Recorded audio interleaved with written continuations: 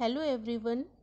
आज मैं आप लोगों को फूड बायोटेक्नोलॉजी, जिसका पेपर आपका 20th को है और लास्ट पेपर भी है, उसके कुछ इम्पॉर्टेंट क्वेश्चंस बताने जा रही हूँ।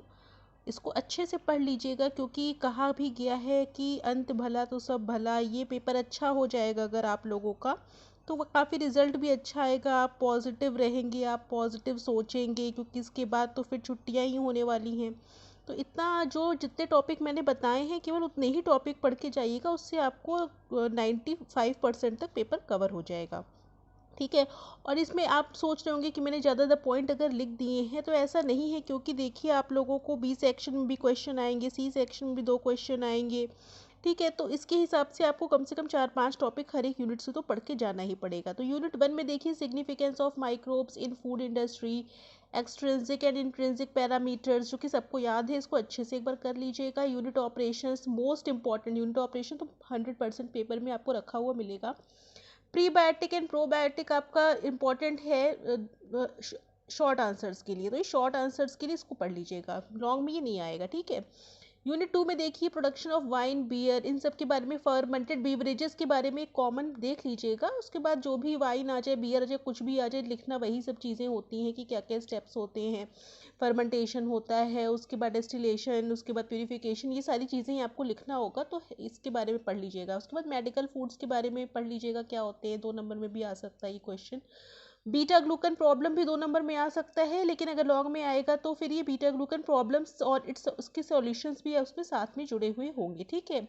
एससीपी लॉन्ग और शॉर्ट दोनों के हिसाब से पढ़ लीजिएगा। सी फूड प्रोडक्शन के बारे में एक बार देख लीजिएगा, अगर नहीं देखा है तो इसको स्किप कर सकते हैं, लेकिन फिर भी अगर टाइम मिले तो इसको भी पढ़ लीजिएगा एक बार। ठीक है, इसको एक बार स्किप वैसे किया जा सकता है। कैटाबॉलिक रिप्रेशन बहुत इंपॉर्टेंट है, ये 2 नंबर में भी आ सकता है, और लॉन्ग में ज्वाइंटेड क्वेश्चन जैसे किसी क्वेश्चन के साथ लगा हुआ आ सकता है। ठीक है, तो इसको भी पढ़ लीजिएगा आप। यूनिट 3 में देख लीजिए मेटाबॉलिकली इंजर्ड माइक्रो ऑर्गेनिज्म के बारे में पढ़ लीजिएगा। Spoilage of food, spoilage of food एक कॉमन पढ़ के जाइएगा, लेकिन उस मान लीजिए किसी एक पर्टिकुलर फूड का एग्जाम्पल दे दिया जाए कि मीट का स्पॉयलेज के बारे में डिस्कशन करो, या किसी और फूड के, सी फूड के बारे में दे दिया जाए, तो आपको लिखनी वही सारी चीज़ें हैं, बस उसमें हेडिंग चेंज कर दीजिएगा, और वही सारी चीज़ें जो स्पॉयलेज ऑफ फूड में आपने पढ़ी होंगी वही सब लिख दीजिएगा। भले ही किसी एक पर्टिकुलर फूड के कंटेक्स्ट में पढ़ा हो या जनरल पढ़ा हो, लिखना आपको वही सब चीज़ें हैं, लेकिन छोड़ के बताइएगा। इन्यूमरेशन कैसे करेंगे माइक्रो ऑर्गेनिज्म का, detection of food borne micro organisms कैसे होगा, फूड प्रिजर्वेशन मेथड, और फूड बॉर्न डिजीजेज।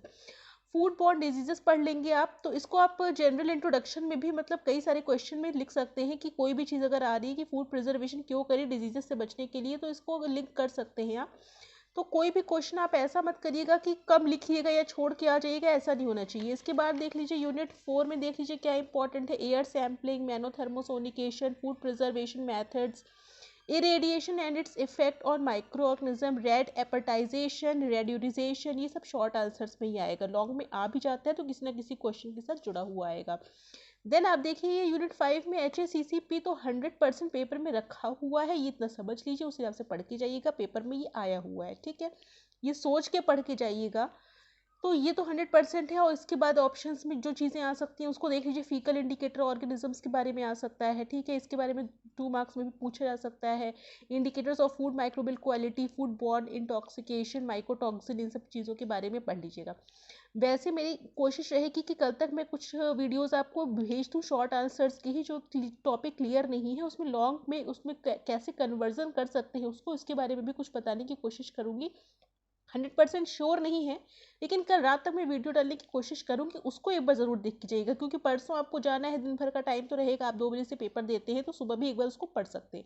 ठीक है, आज के लिए इतना कर लीजिएगा बेटा, और सबको सबको ऑल द बेस्ट। आपका पेपर बहुत अच्छा होगा। ये बहुत ही ऐसा पेपर है जिसमें आपको बहुत ज़्यादा टेंशन लेने की ज़रूरत नहीं है, जो भी पढ़ के जाएंगे अच्छा ही करके आएंगे। ठीक है, तो इतना देख लीजिएगा बच्चों। Thank you.